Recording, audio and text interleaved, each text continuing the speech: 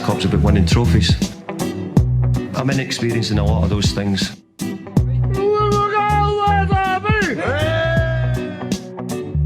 3-0. Can you believe it?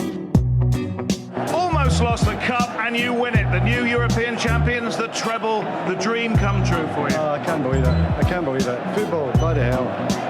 But they never give in. And that's the winner. Welcome to the American Red Devils podcast. I'm John. I'm Alex. And we're bringing you the best Manchester United news from this side of the pond. Ooh, sir, how we doing? How we doing?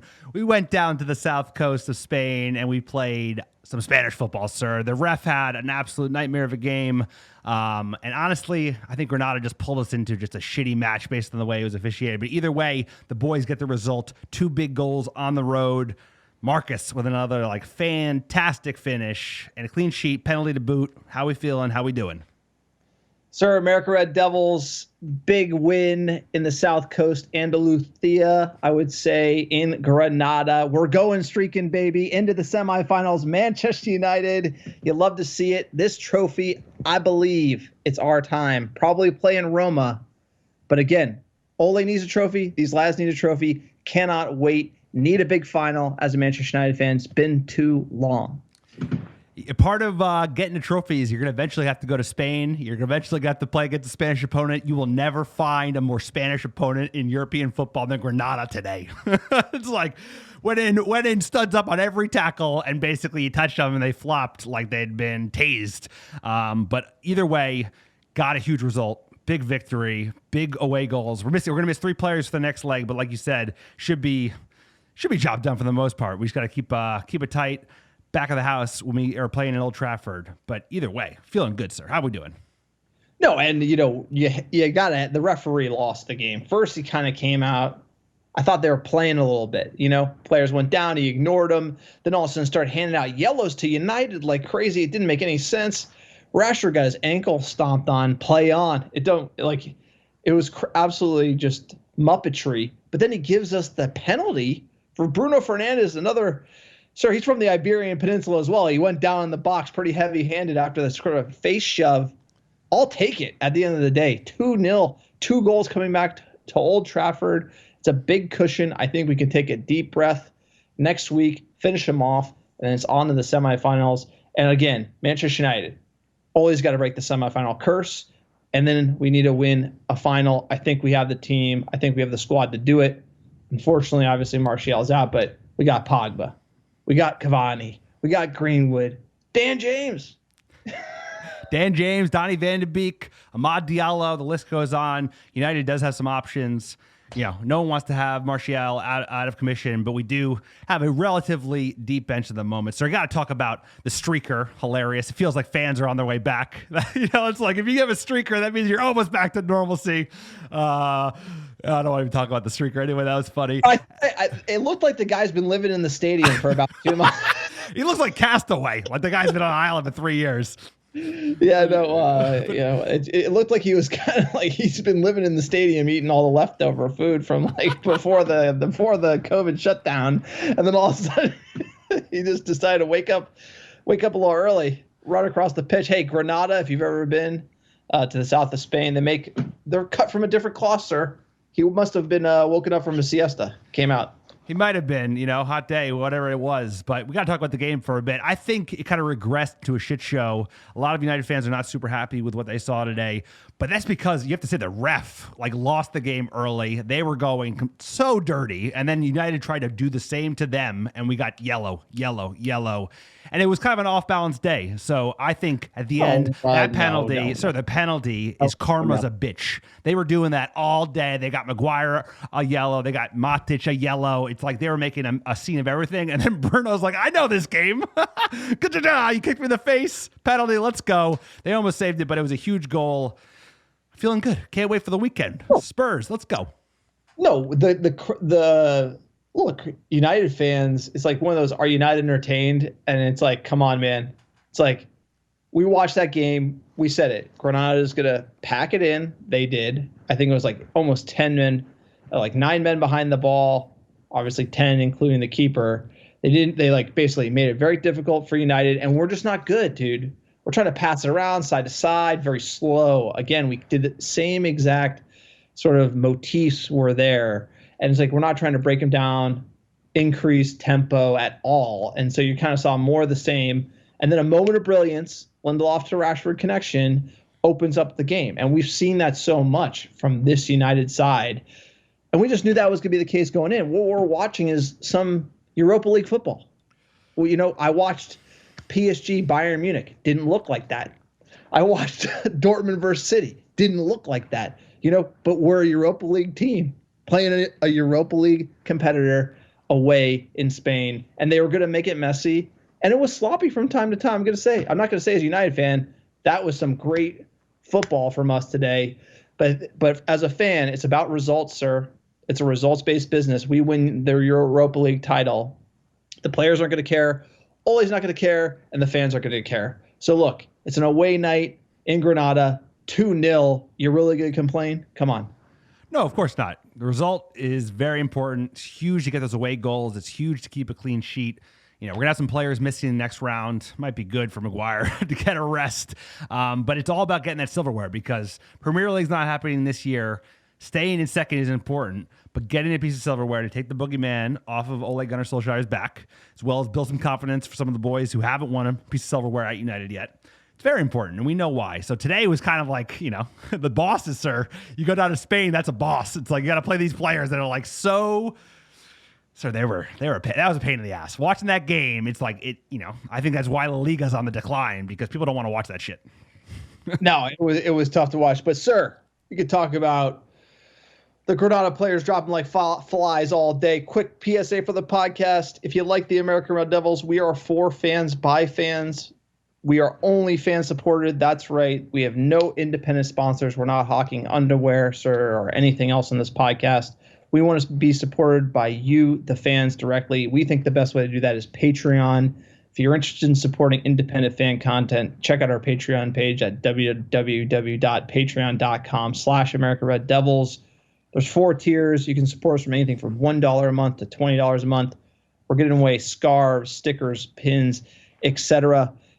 We're building something there, and we actually released an exclusive Patreon podcast every month where we answer all your mailbag questions. We're trying to build this fan community, sir. It's going great. Absolutely love it. American Red Devils. And another great way to support the podcast, check out our store. If Patreon isn't your thing, you can pick up some great merch and our blog. Check out our blog, completely fan-owned, fan-written. So that's what we're all about, www.americanreddevils.com. Sir, tell them about the iTunes reviews. iTunes reviews are one of the best ways for you to support the American Red Devils without spending a single dollar. All you have to do is write a 5-star review on iTunes. If it has some cheeky banner, even better, send a screenshot to americanreddevils@gmail.com with your mailing address, and we will ship out some free Stanley Chow design stickers to your door ASAP. And it's a great way to support the pod, great way for us to be found organically online, and it doesn't cost a single dollar, sir. What else we got? I think that's it. Support the American Red Devils, for fans, by fans. We love it. We love it. And a special shout out this week to Sankool, a fan of the pod, friend of the pod, went down very ill, and everybody at the American Red Devils is rooting for you and sending our best. So stay strong, my man. You know, we're wishing you all the best. Keep your head up. Sir, let's break down that Granada match. Let's get into it. Granada 0, Manchester United 2 at the Nuevo Los Carmenes Stadium. Europa League quarterfinals, leg 1. Cannot believe Granada made it to the quarterfinals, but wait, they played Molde in the last round. Oh, wait, it's Europa League. Not that big of a surprise, sir. Lineup. We had Dave Saves, world number 1 in net. The Spaniard is back in España, like I said.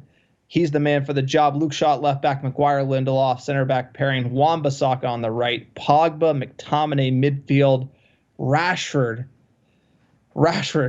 Talk about grit week, baby. On the left, Bruno Fernandes and Dan Mini-Me James on the right with Mason Greenwood up top. Sir, what'd you make of this lineup from Ole Gunnar Solskjaer? When I saw this 11, you say Ole's taking it seriously. He's not messing around too much. He's going with some of the big guns, right? Pogba, Rashford, who needs a blow, and you would expect him maybe to get a rest, come on as a sub. He's starting. I liked Greenwood up front. I liked him getting a shot at the number 9 role. And Dan James, pace for days, got the shit kicked out of him today by Granada, but who didn't? And Dave Say's back in net. I like that. Spaniard back in Spain.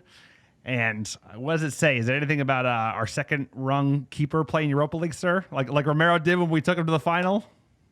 What do you make of that 11? Pogba's got to be playing higher up the pitch, right? And I saw it today. I mean, it's just, why is Pogba playing it side to side? I thought you'd want to feature him on the left, give Rashford a blow, Greenwood on the right, Cavani up top.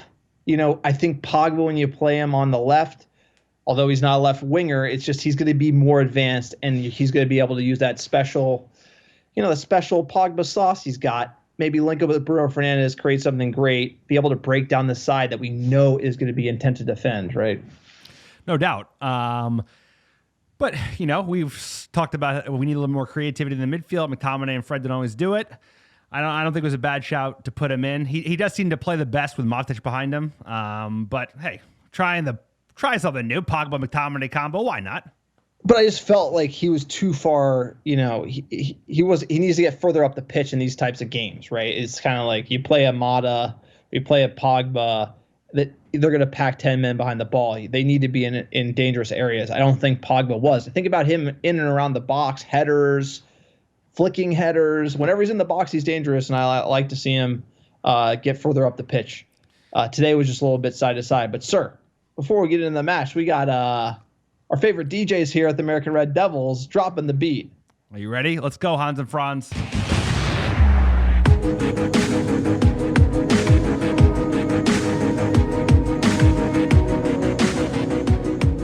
So the longer we go in this tournament, the more you're going to hear this song.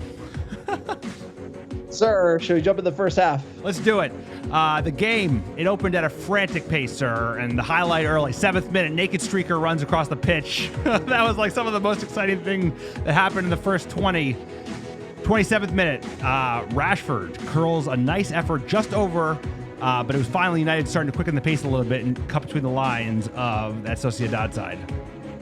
But, sir, it was a tough opening 30 minutes, realistically, for Manchester United, What happened to the music? It's there. I just turned it down so people can hear us. Dude, I just want to, it's like we're playing Granada, it's like, I just felt like we didn't really, it seems like no matter who we play, how can you beat City 2-0? And then come out like that? You know what I'm saying? Like, what is it? Is it playing down to the competition? Is it the travel? Like, I'm trying to search for something here. I just felt like it was a tough go here. They played us just like Brighton played us. They packed everybody in. They forced us wide, and at the same time, they fouled the crap. Every time we tried to link something up, they'd foul the crap out of us. We got no free kicks, and then when we tried to kind of like bring it to them, we got yellows like left, right, center.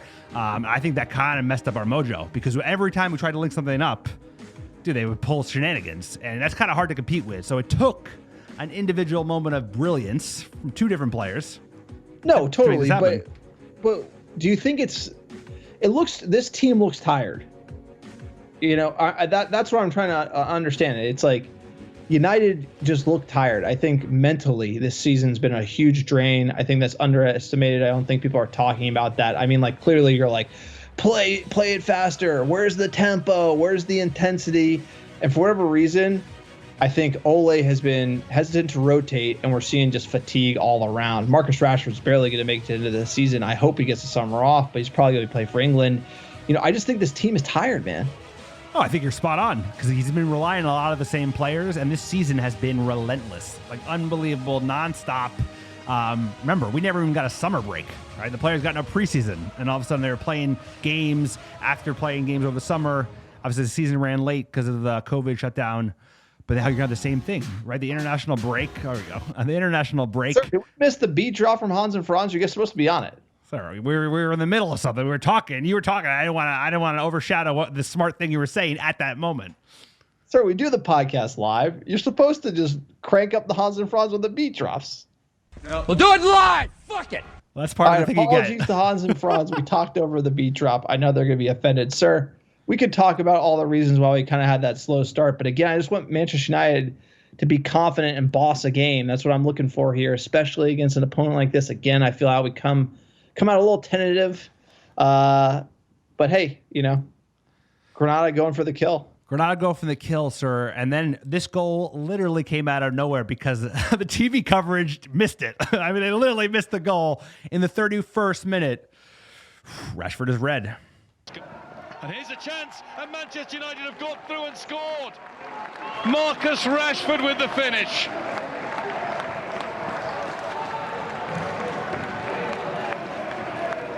All too easy for the visitors there.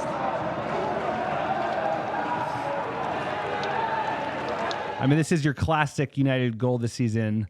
Not necessarily piecing it together as a team goal, but an unbelievable pass from Lindelof over the top. Great run from Rashford. What a touch.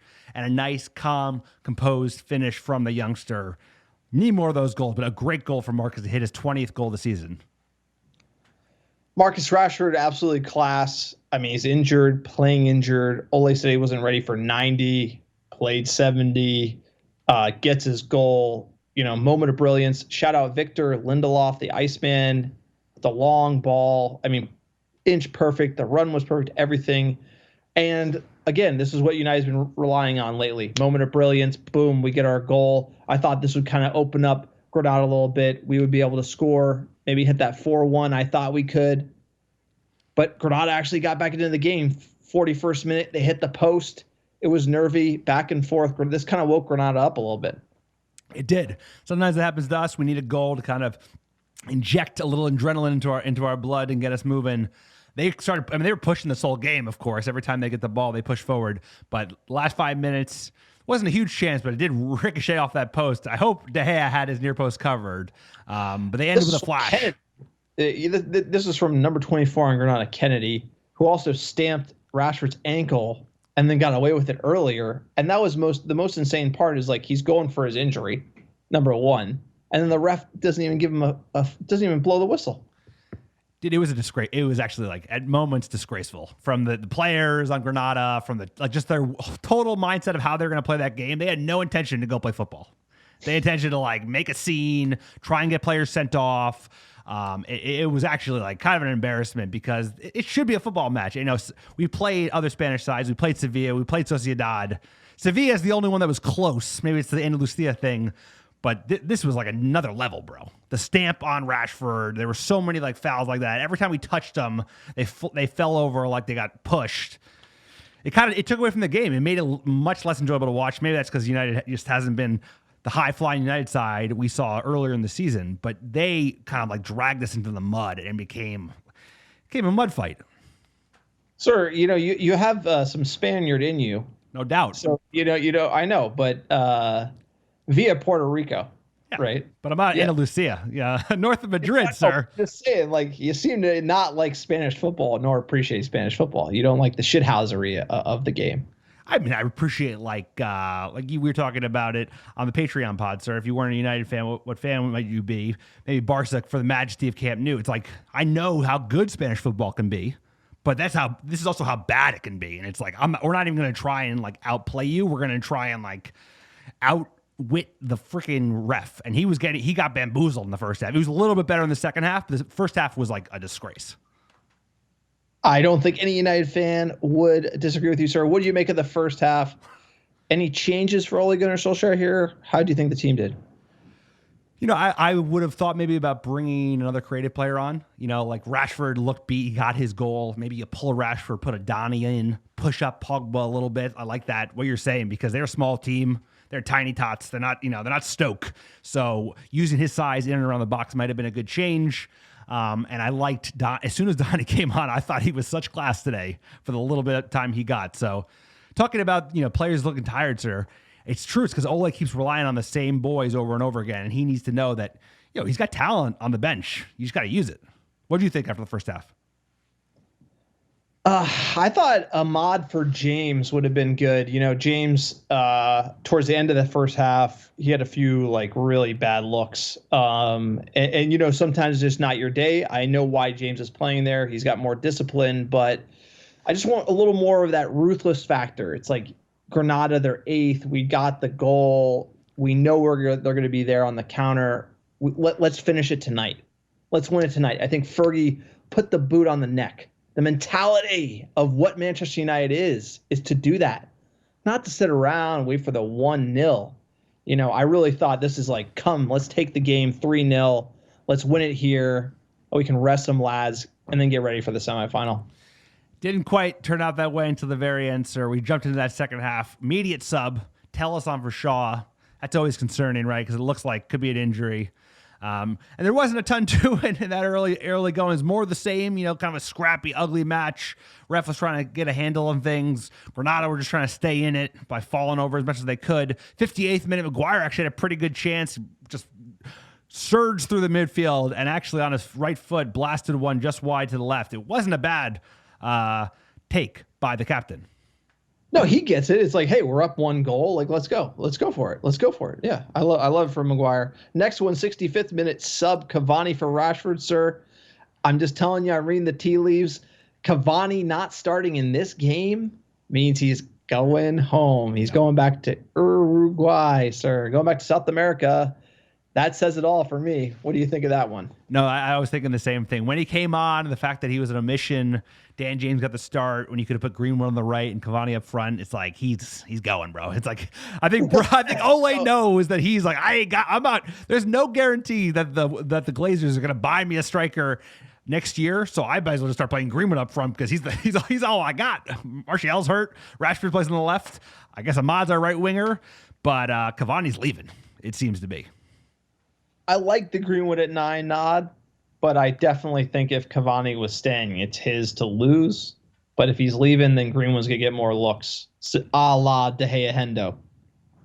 No, you're totally right. Totally right, sir. It wasn't, we're talking about the subs. Those are the big moments of the second half. 74th minute. Matic came on for Pogba. I don't know if it was injury or if he was just saving him for the weekend, but, good to see the Serbian. We haven't seen a lot of Nemanja Matic this season. I still think he has something to offer. He did have a bad giveaway, but hey, who's talking about that?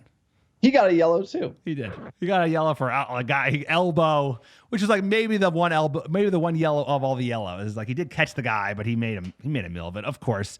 77th minute, finally some action towards the end of the game. Tellus put in a good ball. Speaking of Cavani couldn't get at the end of it, kind of misread the flight of the ball, but it was a nice ball in from Alex Tellus. Oh yeah, Tellus. I mean, this is what he's all about. He has great service, elite service. And in spots like this, I like Tellus a lot. I think, unfortunately, maybe Tellus spurred on Luke Shaw to this great season, but I do rate Tellus. No, he's got a role to play on this team for sure, but Shaw's playing like lights out football. Looks like one of the best left backs in the world, sir. 83rd minute, Bruno actually had a good chance after James played a nice ball to him. Goalie came out, made a save. Actually, it looked like he was offside anyway, but it was something. So there wasn't a lot of like clear-cut chances in this game. You're right. It was like literally snooze fest until this. Bruno, another great chance. I thought it went past the keeper, but didn't go over the line. Keeper got his hand to it. I do think it was offsides. But again, James looking good. He comes on late in games. That's why I think maybe sub for James. He had even more pace. I want to see Ahmad, sir. Give me Ahmad. I know. I thought we were going to see him. I thought we were going to see us like for like right wing, but we didn't see it. Last sub of the game, 85th minute, Donnie came on for Greenwood. I do think he looked sharp. I think we could have used him earlier in the game because we had a tough time passing between space based on how many players they had in the middle of the park. And Donnie has a great ability to kind of like Donnie get through pressure. At midfield, Pogba on the wing, come on. And then it's kind of a 4-3-3, 4-2-3-1 at times. Come on, Ole. Hire me. I'm available. I'll sit on the bench with you. So he's looking for former United legends only. And then, right as the dying moments of the game, sir, 90th minute, I call this karma's a bitch. What's the referee seen here? Getting instructions back. Holding on to Bruno Fernandes, a little push in the face of the Portuguese. Well, that must have been what he saw because he gave him a yellow card. And by virtue of that, he must have... Portugal against Portugal. Bruno Fernandes takes on Rui Silva.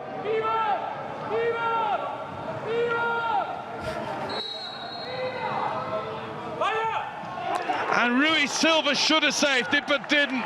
It creeps underneath, and it gives Manchester United a 2-0 lead to take back home. Bruno!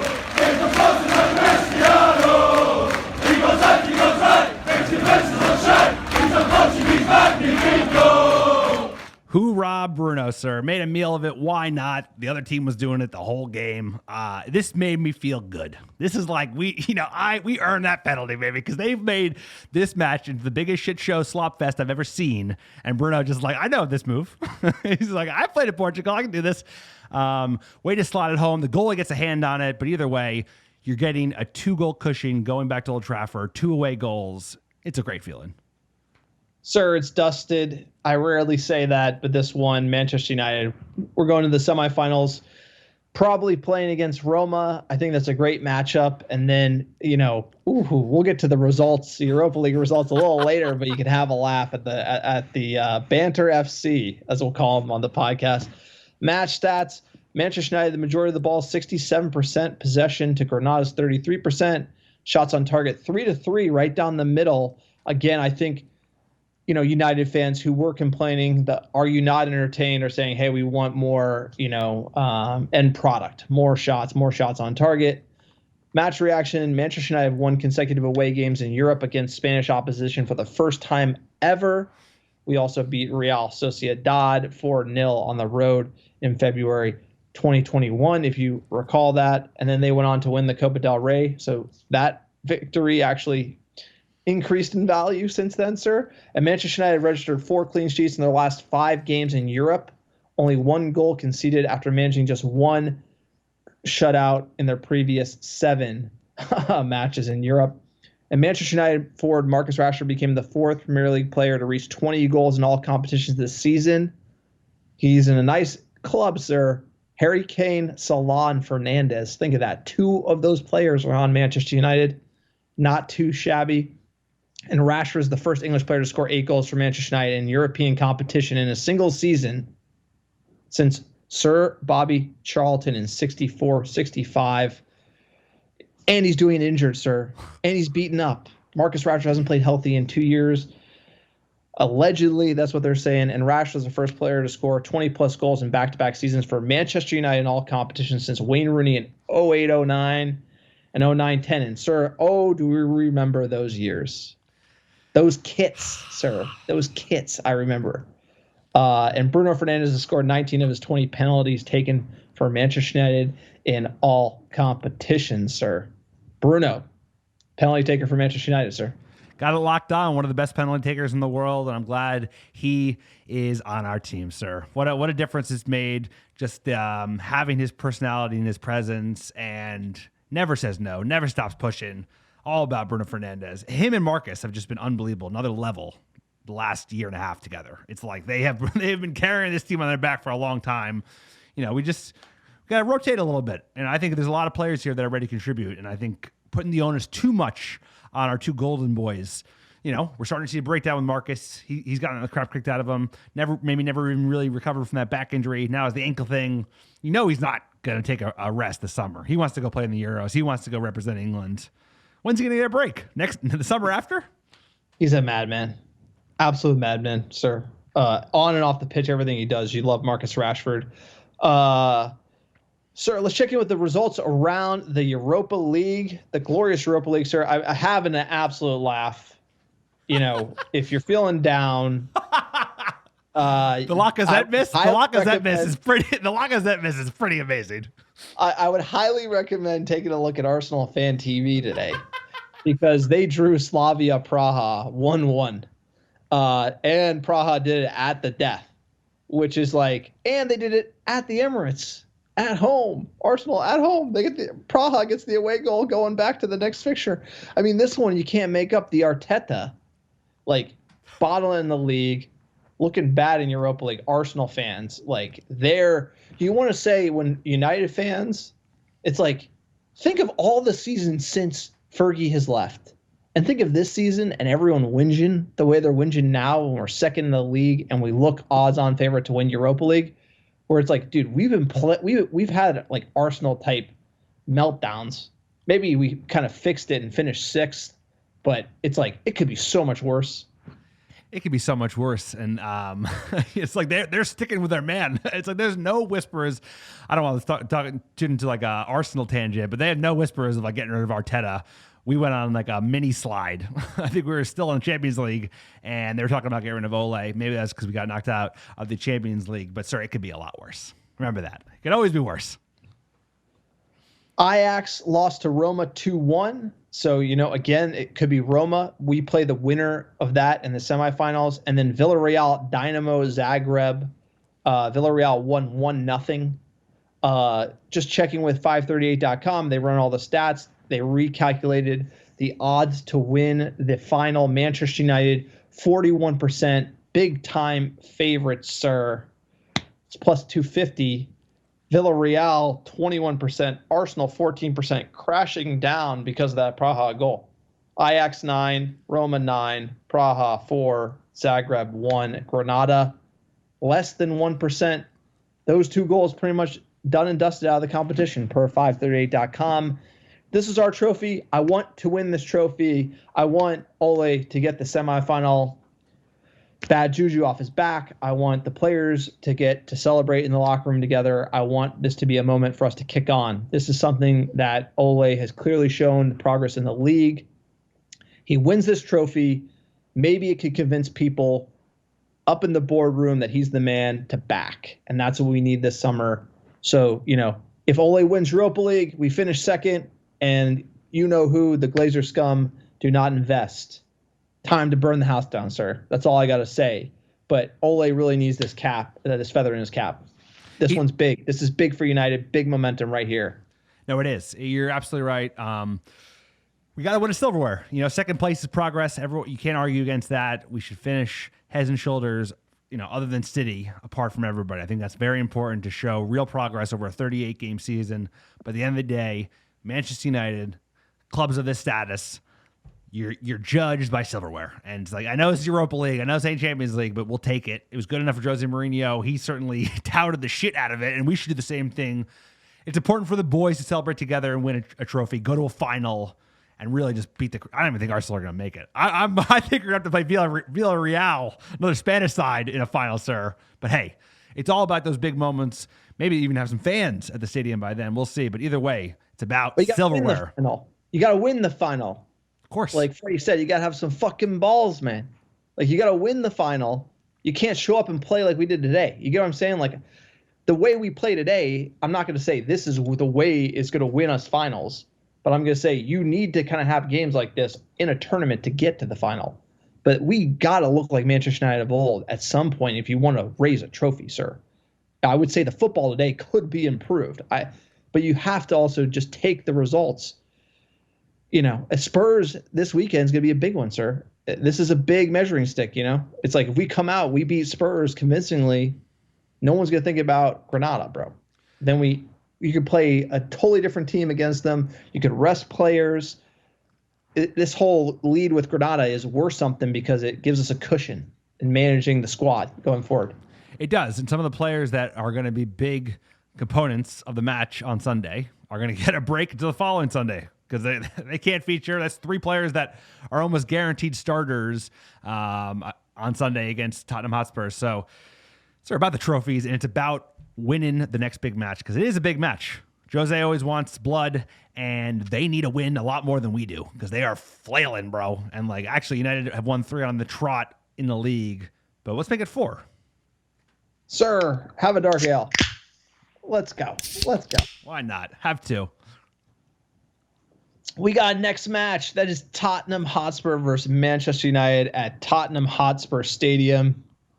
Sir, lads, it's Tottenham. We know this one. We play them Sunday, April 11th, 8:30 a.m. Pacific, 11:30 a.m. Eastern. Sir, game week 31, we're coming up on it. Tottenham, this one's big. You got the Mourinho storylines, the old Manchester United manager coming, to try to spoil the plot. Fortunately for us, Tottenham's got to win, right? So they're in a position where they need points. They're fighting for top 4. We're in second. We wouldn't, obviously, I think we're going to play to win. But if the onus is on a team, it's on Tottenham. And that's kind of a riot because they just drew Newcastle. They were winning 2-0 against Newcastle, relegation-bound Newcastle. They come back, pip them. Tottenham are desperate for 3 points. Harry Kane's a player. I don't know. This is going to be a really good game. They beat us 6-1 earlier in the season. We got to avenge that. That's what I was thinking. First and foremost, is like we should be out for blood because they embarrassed us at our own home.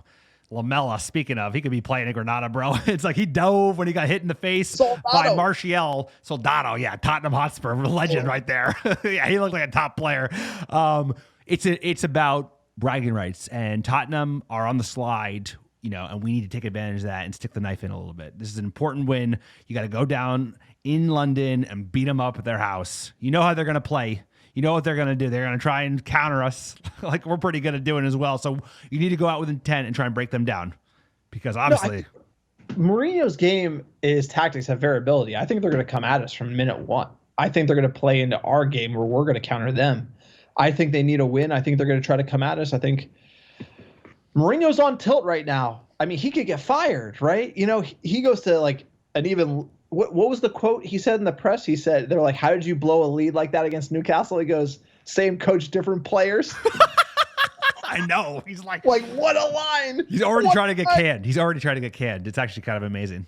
No, but are you kidding me? So it's like, and this is when the Ole Mr. Nice Guy, you can't complain because Mourinho just literally said, why did you bottle this lead? And instead of taking any ownership at all and like trying to be a leader, he literally says like, my players are shit.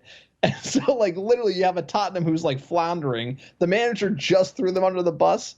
He's pretty much on the chopping block. So this is just, like, United have to go in and just clean up. I mean, we just got to go in and beat them. And that's why what's funny is, like, what's the most Tottenham thing ever? Them beating a 6-1 early in the season and celebrating like they won the league. Because guess what? Where are they right now? I don't even know. They got dropped out of Europa League by Zagreb, and they're drawing Newcastle, my man. So it's like... And they'll be lucky to be in Europa League next season.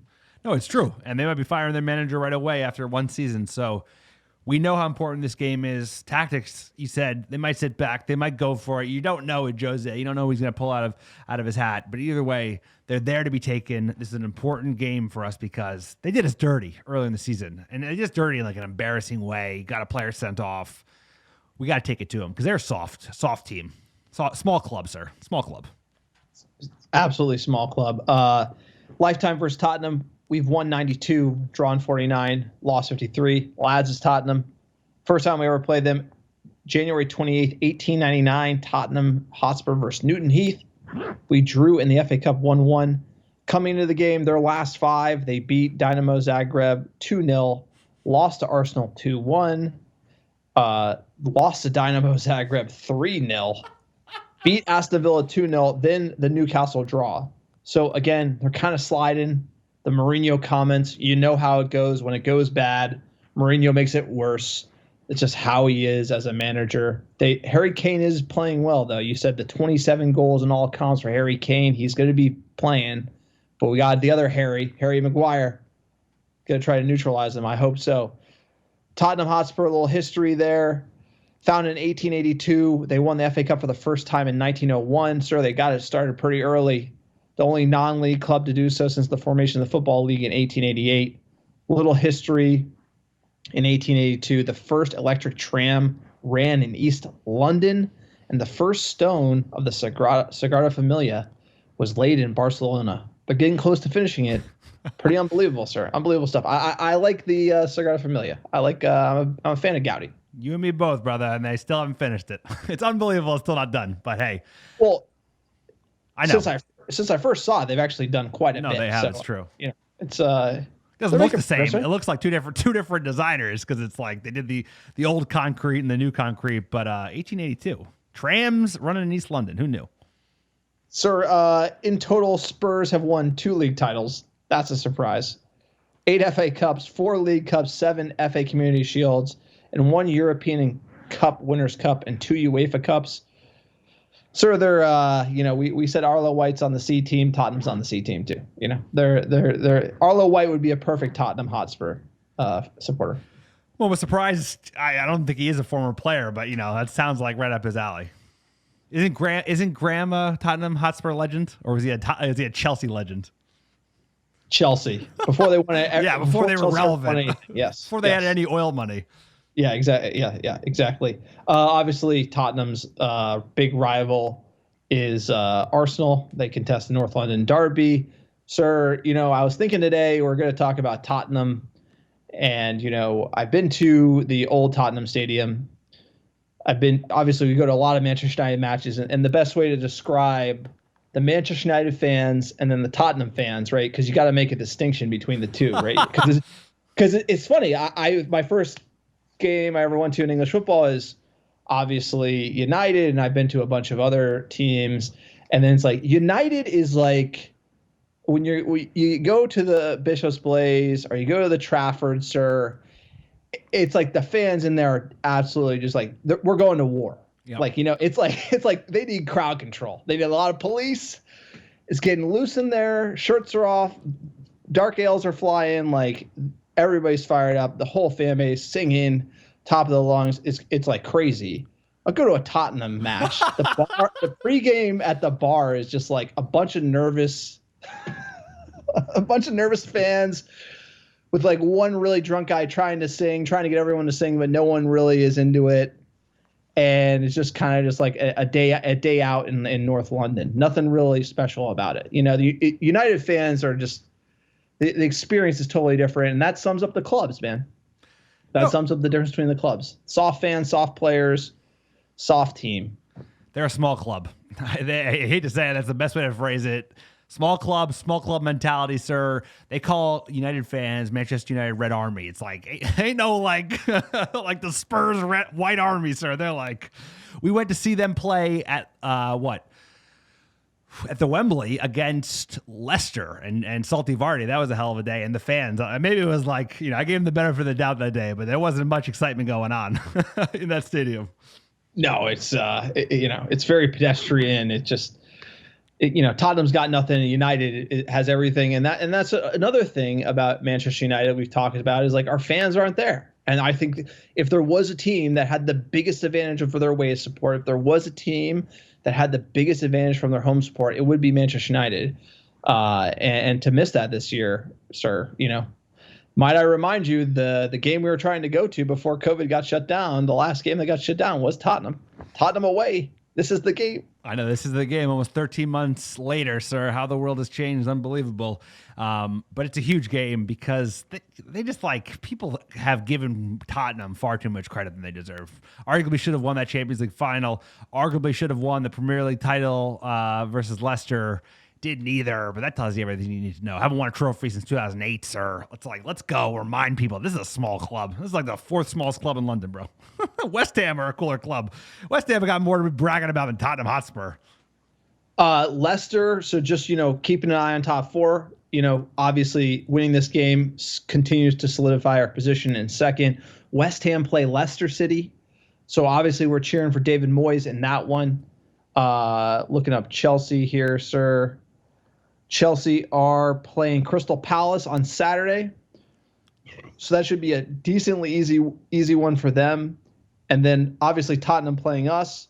And then you have Liverpool, Aston Villa. So you're probably looking at Liverpool winning, Chelsea winning, us beating up Tottenham. And then you're definitely rooting for David Moyes to give us some more daylight from second to third. I certainly hope so, sir. But you know what? We can't expect anybody else to do favors for Manchester United. It's about going out and looking for some revenge. I think that 6-1 is going to stick out very prominently in the back of the boys' minds. The one thing that we have to keep in mind is they didn't have any midweek Europa League. They didn't have to go travel to Zagreb. It's like they actually got the week off. So they're going to come out quite fresh. We're going to be relying on many of the same players because that's how we do. That's how Ole likes to do it.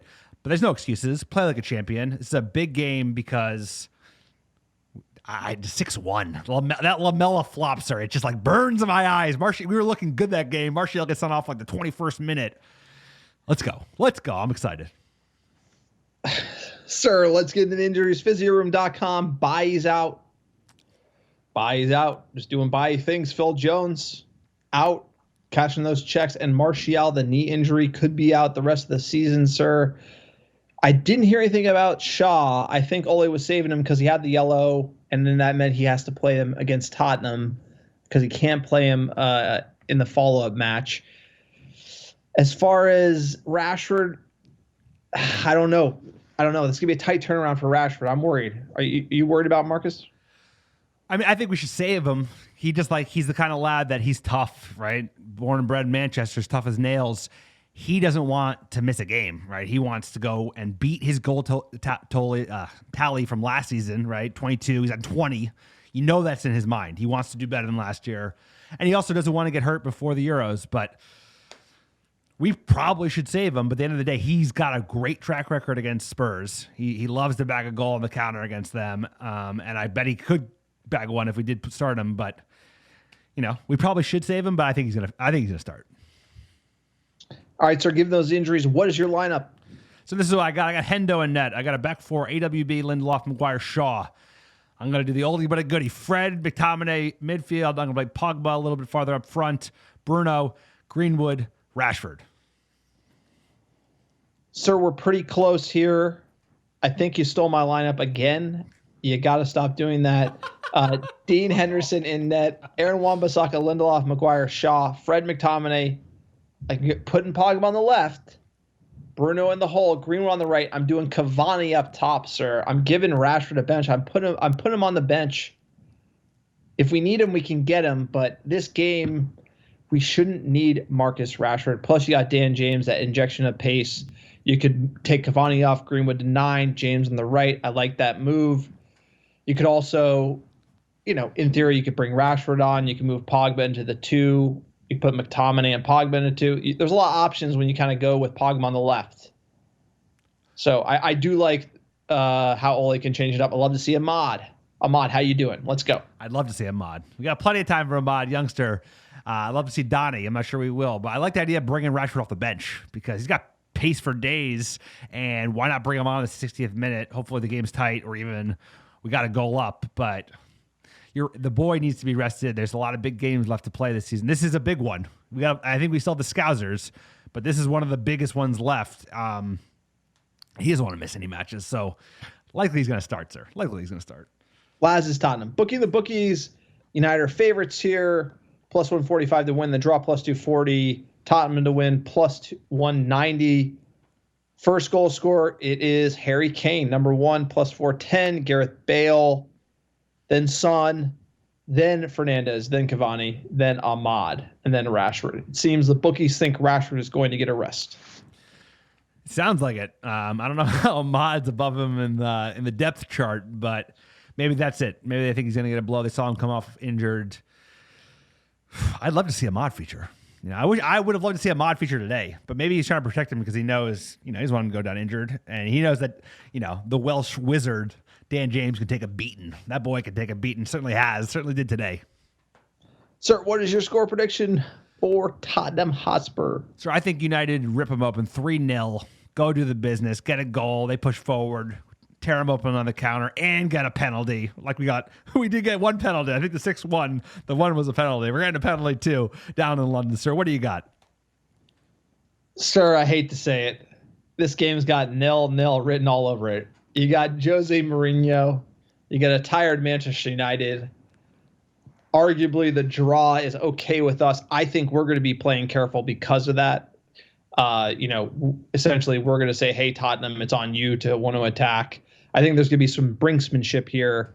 And without a clear breakthrough, you're probably going to see a 0-0. I hate to say as a United fan, but like I said, 4-1 against Granada, we looked like it was going to be 1-0, like nothing doing. As far as Mourinho goes in United and Rashford needs a rest, this thing is 0-0. No, I could see it like being real cagey affair. Both teams willing to sit back. No, I want it to be wide open. Like that game actually did start. The 6-1 game started great until we got a player sent off. It was completely open. I see this more like both teams sitting back trying to counter and just being like real cagey. But either way, we are in a better position. We don't need to win quite as much. We want it. We always want to win, but they're thirsty. They're thirsty for a win, so they're dying. They're dying on the vine. To show you how thirsty, I mean, West Ham's in 4th, right? 52 points. And if they win, they're tied 52 if Leicester City beat them. So I mean, this is like must-win territory for Tottenham right now. Jose, I have to think they're going to have to come at us. I'm going to say 0-0. I'm just kind of, playing a concern. I was thinking about 2-2, 1-1, but I'm going to say 0-0 so the game's very exciting. How about that? I'm going the opposite. I love it. Maybe we'll get that 4-1 that you called against Granada, sir. Let's go, sir. Let's go. We got some news. United in the news. Manchester United set to explore signing Declan Rice as part of any West Ham deal for Jesse Lingard. This is from The Athletic. Jesse Lingard on loan at West Ham, playing absolutely lights out, sir. The highlights, the dancing. It's like seeing an old girlfriend dating somebody else. So, Jesse Lingard, he needs to be coming back to Manchester United. What is going on? Why don't we want him at Manchester United? He looks like he's doing great.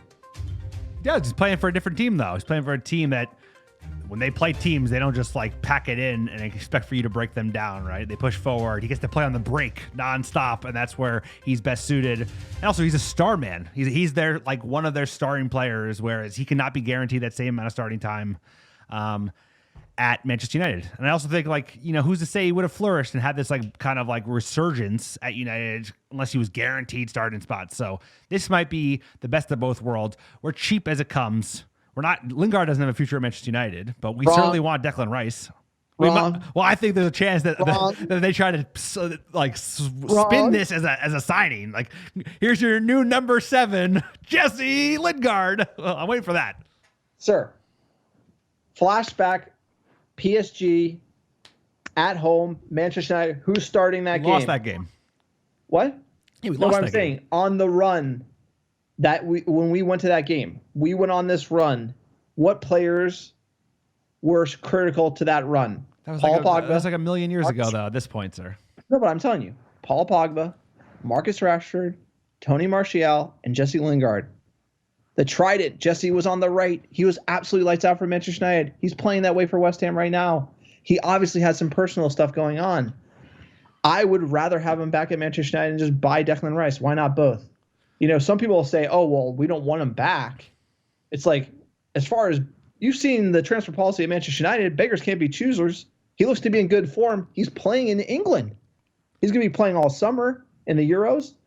Why don't you say, hey, I think Ole has this thing where he really likes certain players and he doesn't like other ones. And I think there was that dynamic with Jesse. And that's why you saw Jesse all of a sudden play lights out at West Ham, because Ole, for some reason, doesn't like him. And that's probably why Ole doesn't rotate as much as he should. He plays favorite a lot. And I think this Jesse is one where he got it wrong, because we really need depth on the right wing. And Jesse Lingard could be that player, but he's not for us. And it makes no sense to me. Well, his form dipped off in a serious way. He was getting, and remember the last time we went on a run, when we came out of the COVID break, he was nowhere involved in any of our resurgence. He didn't play at all, and he couldn't even get into that squad. We added a Donny Van de Beek. We now have an Ahmad. It's I don't think he's ahead of that. We talked about this before. I don't think he's ahead of the pecking order that Donny Van de Beek should be. I know it's maybe Lingard on his day is a little bit more exciting, but I also hear what you said, because I know this club and I know Ed Woodward, and I know that we're not going to be a like for a like, get one in, get one out. So okay, I'm more open to having Jesse back, because I don't think we're signing very many players this summer at all. Okay. If we get Jadon Sancho, we don't need Jesse Lingard. Totally agree. Are we getting Jadon Sancho? No. So then who else? Haven't heard of him yet, because they're coming out of the bargain bin. So then why not take Jesse? Academy lad, proven in the EPL, and you just clear the slate and you give him reps at right wing. It works out perfectly with Ahmad. Ahmad's really young. You got James as well. I don't know. It'd be a shame for me if he's playing this well. If you've seen the highlights, it's unbelievable. And then we're just going to Ed Woodward's going to botch this deal anyway. It should be a straight up swap deal. Should. Because Jesse's he's worth 40, 50 million.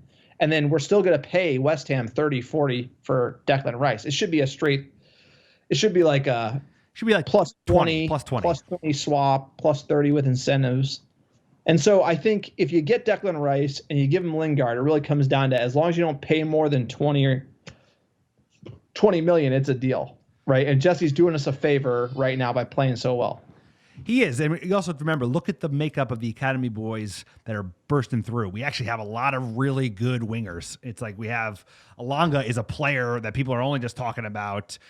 You obviously have Ahmad. It's like, I think if you can use him as if you use him as a make weight, as like as a piece in the negotiation, but what he's going to blow it. It should be like Jesse plus 20, but they're going to say Jesse plus 50. I hear what you're saying. Part of me is like, I hear what you're saying, but it's also like we should be getting Jadon Sancho, and Lingard should be going on his way and doing well for West Ham, and that should be fine for everybody. But instead, because we're not going to be successful in the transfer market this summer, we're just assuming that like Jesse Lingard's better than nobody. And I also hear that as well. I've seen how these summer windows have gone. So it's conflicting, but John Murtaugh, he's going to be pulling rabbits out of his hat from the DOF. Dude, it's going to be crazy. But like, honestly, Eddie proved me wrong here because look, obviously as a United Academy player, Lingard, I want to see him do well at United. But if Eddie can do a great negotiating job and get a good deal and get Rice out of there, that would be a win too. So it just showed me the right deal, and this makes sense. But it isn't Lingard plus 40 million. And apparently the valuations of Rice is like insane from West Ham. So, it could be one of those where Ole doesn't want Lingard, but because Eddie can't get a deal done, Ole's forced to get Lingard back. We'll keep you posted. Next bit of news here. Ole Gunnar Solskjaer draws up 6-man center back shortlist as Manchester United backup plan.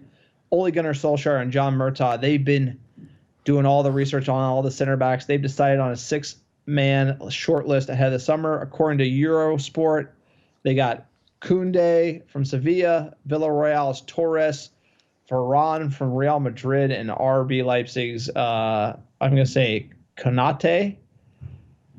Sir, who would be your first choice? I think this is kind of like when you're making your Christmas list and you're like, hey, Mom, I want like a new car, and she's like, you're going to get like maybe a new button-down shirt. It's kind of one of those where they're going to ask for Varane, like not a chance. It's like you can ask, but you ain't getting it.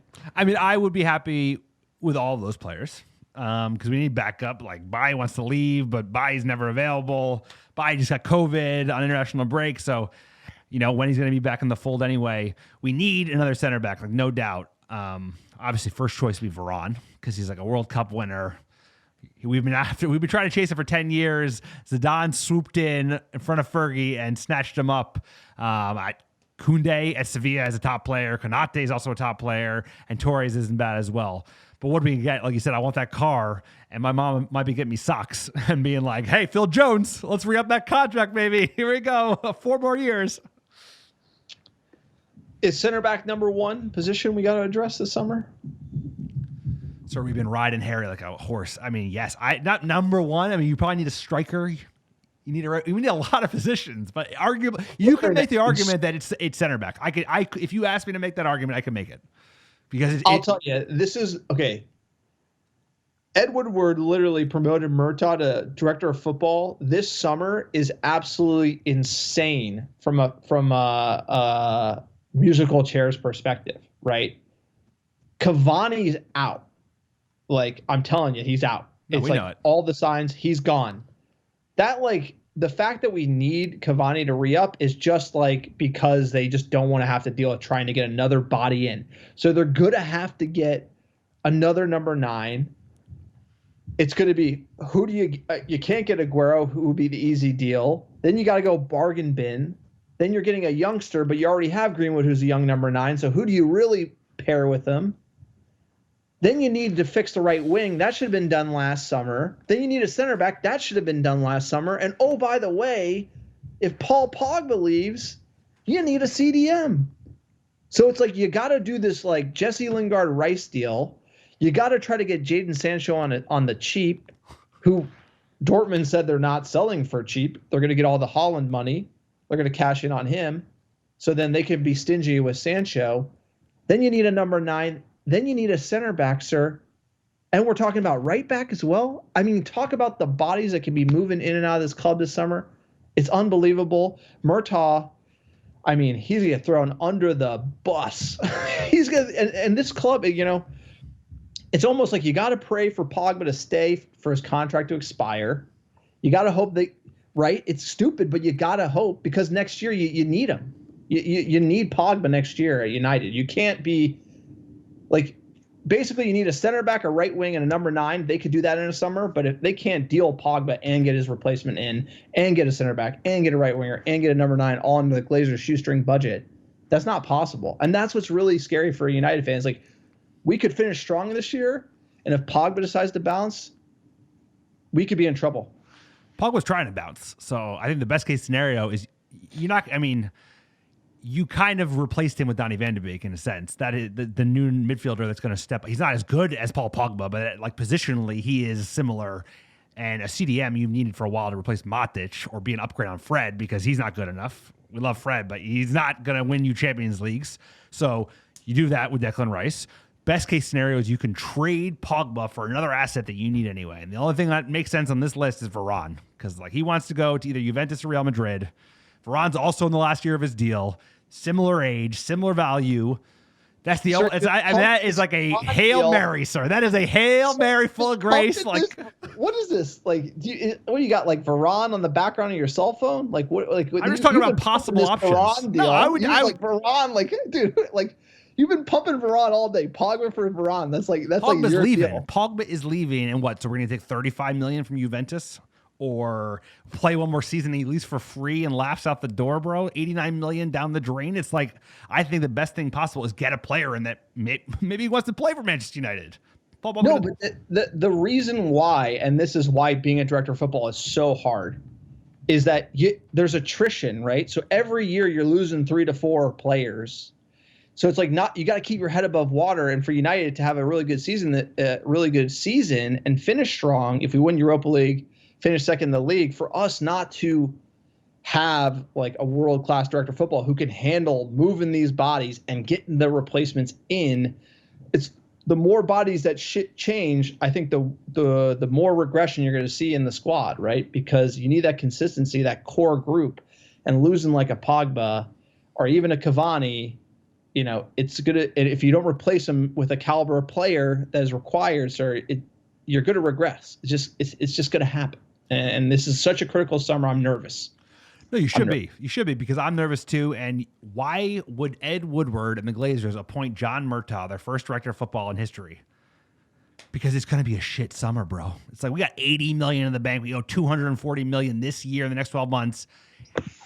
Hey, I wish him luck. I saw why. He can do it. Honestly, I think like if you look at the players we got, that deals can be done, sir. Let's make a deal. Deals can be done. They can do a good job. We can get away with murder. But if you look at the track record to date, it's been rough. So Murtaugh, have a go, son. I'm cheering him on, but like prove me wrong, man. I just see a lot going on. And based on like we can only negotiate one deal at a time with like not getting Sancho, like basically calling Dortmund and offering the wrong price over and over. That's the only thing we could do all summer until the last day when we sign whoever will have us. It's just like, I need to see some improvement from United. We got to start like making moves, doing deals. And oh, by the way, Euros is going to mess it all up, sir. No, it is. No deals happen during Euros, bro. And we need a lot of players this summer because it's like we've had some really bad transfer windows over and over again. And I just don't think they have the cash. We haven't had the cash stream of having match day fans and having that $1.5 million a game just to ching. So it's going to be like last summer again, right? Loan deals. Maybe a swap. Okay, so you don't think there's any legs in the Varane deal. Maybe Dybala, Juventus, but then you have like, okay, does Dybala want to play at Manchester United? Sir, you're the only person I've heard of the Varane Pogba swap deal. Sure, because I'm on the horn with Riola, bro. Asking for pizza recommendations in Milan. I don't know, sir. I'm just saying is like Ronaldo. Like if we could get like. Ronaldo, there's a chance Ronaldo can come to Manchester United. I'm going to say. So you know what you say? You like Varane, I'll say Ronaldo to United. Your what about boy, that? There you go. Let's go. Next news. We touched on it. Cavani, closer than ever to Boca Juniors, sir. Sounds like he wants to go back to South America. He spent one winter in Manchester and said, you know what? I'm good. We're hearing a lot of chatter about this deal. The release clause, as far as the option that United have, they're willing to pay, and he's going to get 4 million euros a year. A lot of details coming out on the Boca Juniors deal. This seems to me like with the benching, it's done. I mean, this one scares me because Cavani for another year would just give us like options. Just give us one less body we got to deal with. It's kind of like he's older. Greenwood's coming up. Martial's going to heal up. And then we can kind of do it with Cavani, Greenwood, Martial, and Rashford.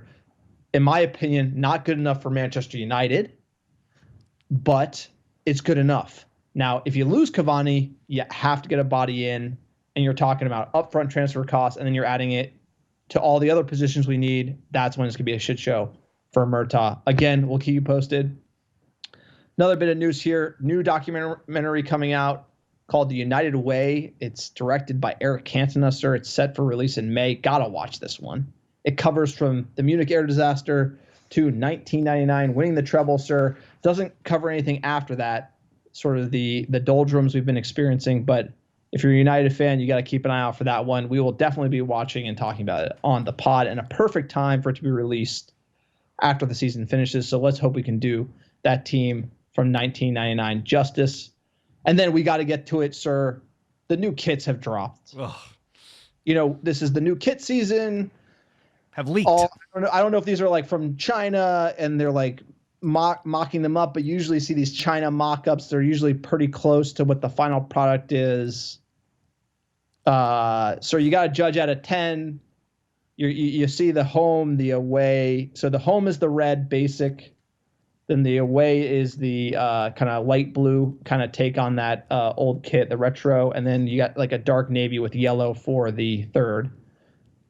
What do you think of TeamViewer? What do you think of the kits? You know, I mean, I want to just do a shout out. It's like in the lead up to announcing who the new shirt sponsor of Manchester United was going to be, Eddie and his boys, the Sun, were like, "We are negotiating with a top American software company." And I just like, the more you see that TeamViewer, bro, I'm like, who? I give it a 7. I mean, the logo is aesthetically more 7. Because I can't even see the whole thing. It's like the photo is like pretty shopped. I'm assuming this is cheapo versions of the final kit, right? They're like, you know, when you make a copy of a copy of a copy, it starts to look worse and worse. Sir, I mean, what do you 7? I give a 7. I'm being generous. I'm grading with a curve. What do you give it? Dude, these are just like, sir, I'll tell you, ever since Chevrolet came on our kit, I haven't bought one Manchester United jersey. Could be part Glazer protest, part I can't wear that gold grill on my chest. I just don't like it. Not for me. Also, the Adidas thing. The Adidas kits have just been a nightmare ever since the Adidas came in. Even purchasing the merch on the site is no good. These look atrocious, sir. I give them a 2. Like you know, I've been waiting for 8 years to buy a non-Chevrolet kit, and I don't even want to go anywhere near this, sir. I don't even want to buy it. I mean, it looks like a knockoff. TeamViewer looks terrible. What is a TeamViewer? It's like devaluing the brand of Manchester United. Like, you know, I said Oracle. You know, like something. SAP. There's a German software company I've heard of. Like, how about one I'm in software, never heard of TeamViewer. You know, some like big, you know, for some reason, this one's just, so you're watching, dude, the value of the t-shirt sponsor went down. You know, and that just shows you these are the times. And it's like, that's why the Glazers got to sell, because the value of the front of the shirt's going down. I mean, Manchester United should be like Real Madrid, Manchester United, Barcelona, the most expensive shirt sponsors. And we got TeamViewer, bro. These kits look bad. Adidas doing another bad job. I need Nike back. You know, it's like, I also think generally kits have gotten bad, you know.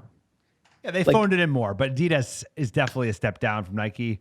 But also, it's more importantly, it's like the TeamViewer. We've talked about this last time when the news broke. It's an indictment of where the club's headed and how it's been run, right? Because it's like it's arched and is like heading straight down because Chevy, for all we disliked about the logo, sir, you've heard of Chevy.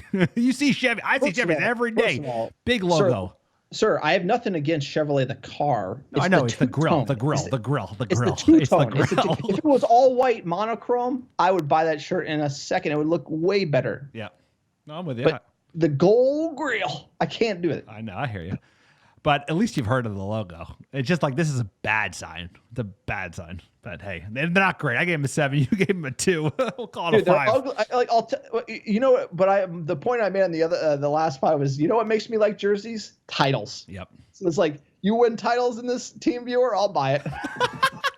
Yeah, memory. It's basically exactly. You know what I'm saying? It's like, why is the 99 jersey so special? Is the 99 jersey special because it just looks good, or is it because they won the treble, sir? It's because they won the treble, you know? Have you ever won the treble like Gary Neville? I don't know. Fan question, sir. Let's get into it. This has marathon pod feel. I absolutely love it. At Dave Paz on Twitter, it wasn't pretty, but a win is a win. This team lacks a really dominant midfielder. Could Jimmy G be the man because he's been brilliant at Forest? Gardner's been unbelievable for Forest. 2 goals this week, sir. Jimmy G, is he the man to do it? He might be the man eventually, but I don't think he's quite ready. I think he needs another year, maybe playing in the championship or a lower Premier League side. Dude, Paul Pogba is in this midfield. We can't stitch together. It's like, I mean, you're not going to get many players who have better capacity than Paul Pogba. So it's like, I think we got to figure something else out. Maybe it's the rotation. Maybe it's who he's playing around. Maybe it's tactics. We got some young, exciting players, Jimmy Gardner included, who should contribute for this team. But in the meantime, we need top talent. That's why, like a Declan Rice ready to go tomorrow, you slot him in behind a Pogba. It makes you a better team. Totally, absolutely. But Declan Rice, they said 80 million. They said 80 million for Declan Rice. 30 for Lingard. 30. It's like Eddie just can't do deals, dude. It's like he can't get deals done. It's like, Jughead too. Matt Judge is in charge of negotiations. Still in charge of negotiations. Amazing. Murtaugh, take those reins, bro. Yes, boss. I'll do it. Team viewer. At Jamal Mota, stirs. Phew, coming out the performance 2-0 away from home is a blessing. I didn't want Rashi to play, but glad he did, and what a dime from the Iceman. Bruno ultimately gave him a taste of their own medicine, falling down in a cheeky way in the box. # glory, glory, Man United. At IC1, sloppy win. I'll take it. 2 away goals. And boy, next week, no Shaw, no McSauce, no Slabhead. Gonna need to step it up big time. What do you make? Big names out, and we have a 2-goal lead. So are you worried not having McSauce, Slabhead, or Shaw at home? I'm not worried because I think this forces Ole's hand to rotate probably more than they wanted to. And I think this team, it's going to be Lindelof probably and Twanzebe. Dude, Twanzebe's ready to play. Tellis is ready to play. And McTominay, we have midfielders. We got Matic, we got Pogba, we got Fred, we got Donny van de Beek. So bring it on, man. And we have the advantage. We can sit back and counter all day. That's what we do. At Jordan_R, quote, wish United could be a bit more ruthless and kill him off, but might have to wait until next season after some rest and another trophy. I agree, Jordan. I honestly think we're haggard, whether it's haggard mentally and physically. We just look like I also think it's one of those things where Ole's reluctance to rotate doesn't help cure us of that haggardness. At Burkett Mets, assured performance, big goal there at the end with Scott, Harry, and Luke set to miss out in a week's time. I think Bruno was willing to trade one more curve in his nose for that goal too. # glory, glory, Man United. Bruno, absolutely, he's a legend, and I feel like he doesn't get the credit he deserves sometimes, sir. We talk about 19 penalties out of 20 since he joined Manchester United. That's absolutely uncanny. At Pistol Grip Poet, quote, this was the type of game you point to when people say United has all the refs in their pocket. Haven't had refs in our pocket since 2013, sir. It's Real Madrid. Remember that game? Dude. Oh, my God. It's Sir Alex Ferguson, without him. At Roland Deep 1995, patient, resilient win. We have 2 away goals. Advantage. Sucks that we're going to miss a lot of players through suspension, but we just need to see out the result, which I think we can do. On to Spurs and Granada again. At MJ Fit 16, some CONCACAF style shithousery from a Spanish side. I like that. Hope those yellows don't keep us from winning this second-rate tournament. Totally agree. This is CONCACAF. If you ever watch U.S. men's national team, not only you're fighting the refs, you're fighting the players. It's all against you. I felt like it was like all against us in Granada, aside from the streaker. That was the most exciting thing before the goal. No, it's true, but you know what? It's all about those goals, those away goals, clean sheet, and we were the better team. They just pulled us into an absolute mud fight, and it became not a great watch. So hopefully at Old Trafford, we're in the driver's seat, and we can just rip them open and then just be like, ha, ha, ha, ha, ha, ha. Looking forward to that. At Ty Kircher, quote, still looking a bit choppy after coming back from the break, but they've churned out 2 important wins since coming back. Got to keep grinding out results. Halfway to the semifinal, the match versus the ex-girlfriend approaches. Lads, it's Tottenham. Sir, it's true. It's like we have been choppy. It's it's kind of like you're a boxer who's gotten away with like letting your hands down a little bit in a few matches. Is someone going to catch you? Could Mourinho catch us? I'm worried. It's like we keep getting away, grinding these results. Are we due for like a crash down loss, or are we just going to keep getting away with it until we kick on? It's kind of, you don't know which way it's going to go. We've kind of been treading water a little bit. I mean, I think the defense has been solid. I think that's something that was an issue months ago, and now this is the definition of grinding out results. Brighton was like it. This is like it. West Ham game was like it. Sometimes it takes grinding out results, not always pretty. I think, if you freshened up the squad a little bit, I think that would help. Add some creativity, change up what teams are going to expect before you even do it. Dude, we're all ready to see Downey play more. Come on, baby. And Ahmad, where you at? Let's go. We're going to finish with this one at Meacher 1024. Another nervy one, but do we expect anything else? Great to get that second goal right at the end, though. Bruno. I mean, sir, did we expect anything else against Granada? I guess I predicted 4-1. I felt like we could just absolutely boss them around the pitch, but I think we're tired. It just looks to me like we're tired. The whole idea that Ole isn't telling them to increase the tempo, or like somehow the fans know that that's what we're missing.